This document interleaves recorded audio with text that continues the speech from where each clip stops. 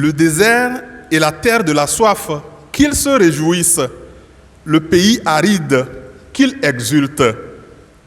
Bien-aimés du Seigneur, pourquoi le désert doit-il se réjouir? De quoi peut-on se réjouir dans un pays où menace la soif? L'évocation de l'image du désert indique ici à quel point la situation du peuple d'Israël en exil à Babylone était désastreuse.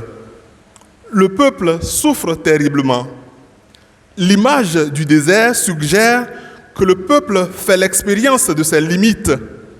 Il se retrouve face au vertige de sa liberté et de son infidélité, face au vertige de sa rupture d'alliance.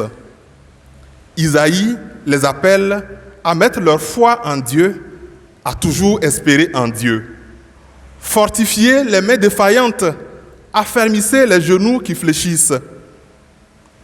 Le désert et le pays de la soif doivent se réjouir de ce que Dieu tient toujours ses promesses.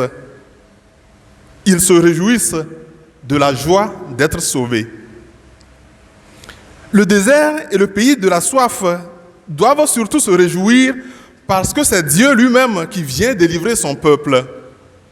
Seul Dieu peut réclamer à la tombe la vie des pécheurs. Seul Dieu peut transformer des habits funèbres en parures de joie.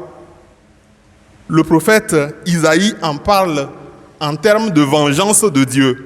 Voici votre Dieu, c'est la vengeance qui vient, la revanche de Dieu. La vengeance de Dieu, c'est sa revanche sur notre péché d'infidélité. La vengeance de Dieu, c'est sa revanche sur la mort qui découle de nos péchés. Quand les humains pensent que plus rien n'est possible, il y a toujours un Dieu pour l'homme. Il y a un Dieu qui décrète unilatéralement la paix. Aujourd'hui, je te pardonne. C'est le sens du ministère de Jésus au milieu de son peuple. Les scribes et les pharisiens s'en indignent. Qui donc peut pardonner les péchés sinon Dieu seul? Oui, Dieu seul peut pardonner les péchés. Lorsqu'il dit « je te pardonne tes péchés », il dit « lève-toi et marche ». Parce que le péché, c'est la rupture d'alliance qui est comme la rupture de l'épine dorsale d'une personne. Pardonner ses péchés, c'est rétablir l'homme entier. Pour mieux comprendre l'exultation du désert, prenons l'exemple de la béatitude des affligés.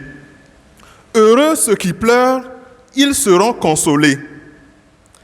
Quand Jésus dit « heureux les affligés », il ne béatifie pas les larmes. Les larmes ne sauvent personne.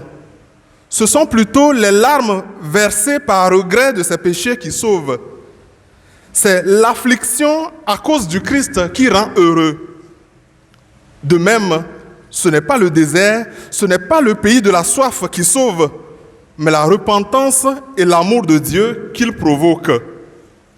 Le désert, c'est le temps d'épreuve où l'on comprend à quel point on a besoin de Dieu. Le désert d'Israël se réjouit car il reconnaît finalement sa pauvreté et s'incline devant la grandeur de son Dieu. Il exulte parce qu'il renonce aux joies éphémères. Il ne peut plus supporter sa séparation avec Dieu. Le pays de la soif exulte pour avoir renoncé aux joies mauvaises de Babylone, pour avoir renoncé à la liberté suicidaire de la rébellion. Le désert se réjouit parce qu'il a choisi désormais de s'engager sur le dur chemin de l'obéissance à la parole de Dieu. Heureux le désert qui met son espérance en Dieu. Heureux celui qui, depuis son désert, met sa foi en Dieu, car la parole de Dieu ne trompe jamais.